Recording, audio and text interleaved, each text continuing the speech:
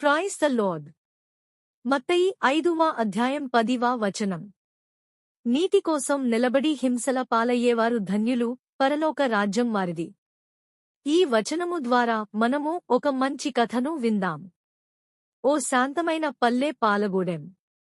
పచ్చని పొలాలు, తిమ్మిర్లు కమ్మిన చెట్లు, ప్రకృతి సోయగాలతో నిండిన ఆ ఊరిలో ఒక సరళమైన రైతు రామయ్య నివసించేవాడు. అతని జీవితం సాదాసీదా అయినా అతని హృదయం నిజాయితీ, దయ, ధర్మం పట్ల నిబద్ధతతో నిండిపోయింది. చిన్నప్పటినుండే రామయ్య తండ్రి ఒకే మాట చెబుతుండేవాడు: ఎలాంటి కష్టాలు వచ్చినా ధర్మాన్ని వదలకూడదు. ఆ మాటలు రామయ్య మనసులో ఎప్పటికీ చెరగని గుర్తుగా నిలిచిపోయాయి.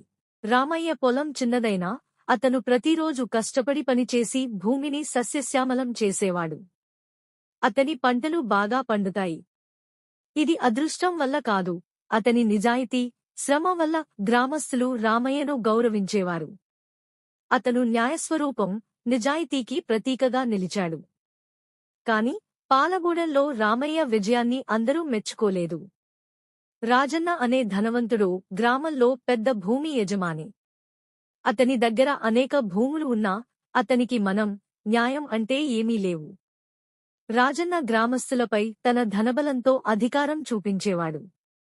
రామయ్య నిజాయితీతో గెలుచుకుంటే రాజన్న భయపెట్టి రాజ్యమానం చూపించేవాడు.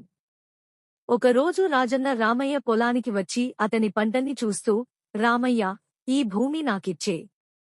బాగా చెల్లిస్తా అని లొంగదీయటానికి ప్రయత్నించాడు. కాని రామయ్య తల వంచక, ఈ భూమి నన్ను బ్రతికించినది. ఇది అమ్మేది కాదు అని తేల్చి చెప్పాడు. రాజన్న ముఖం కోపంతో నిండిపోయింది. ఈ భూమి నువ్వు అమ్మకపోతే ఈ ఊళ్ళో నిన్ను ఉండనివ్వం అని బెదిరించాడు. ఆ రాత్రి రాజన్న మనుషులు రామయ్య పొలాల్లోకి చొరబడి పంటలను కత్తిరించడం మొదలుపెట్టారు. పచ్చని పంటలు నేల చేర్పుతుండగా రామయ్యకు ఏమాత్రం తెలియదు.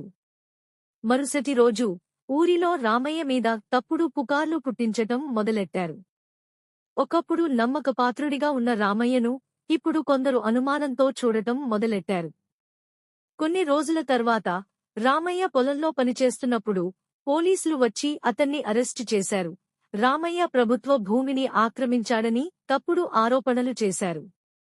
అతని నిర్దోషిత్వ వాదన ఎవరూ వినకుండా అతన్ని జైలుకి పంపించారు. గ్రామస్తులు నిశ్చేష్టులై చూస్తూ ఉండిపోయారు.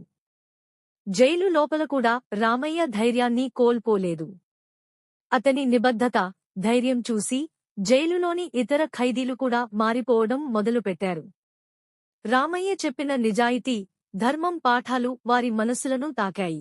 గ్రామంలో ప్రజలు రామయ్యపై జరిగిన అన్యాయాన్ని గమనించి ఒకటిగా నిలిచారు. పెద్ద సంఖ్యలో ప్రజలు ప్రభుత్వానికి ఫిర్యాదు చేశారు. కొన్ని వారాల తర్వాత రామయ్య నిర్దోషి అని రుజువయింది. రాజన్న కపట నాటకం బయటపడి అతని భూములు స్వాధీనం చేసుకోబడ్డాయి. రామయ్య తిరిగి పాలగూడెంకు వచ్చాడు. గ్రామస్తులు ఘనంగా స్వాగతం ఇచ్చారు. అతను ఎదుర్కొన్న కష్టాలు, అన్యాయాలు చివరికి ధర్మం ద్వారా గెలవబడ్డాయి. రామయ్య జీవితం సత్యం, ధర్మం పట్ల నిలబడిన ప్రతి ఒక్కరికీ ప్రేరణగా మారింది. రామయ్య చివరిగా జనసమూహంతో ఇలా చెప్పాడు: ధర్మం కోసం హింసలు ఎదుర్కొన్నవారు ధన్యులు, ఎందుకంటే పరలోక రాజ్యం వారిది.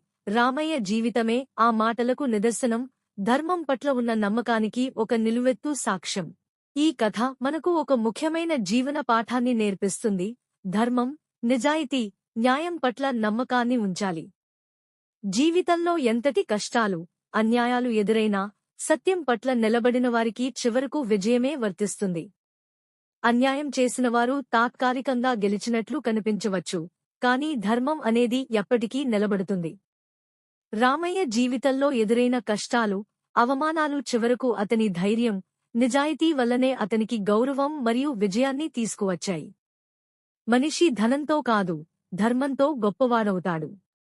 సత్యం పట్ల ఉన్న అంకితభావం ఎప్పుడూ మనకు నిజమైన విజయం, మనస్సుని నింపే సంతృప్తిని ఇస్తుంది.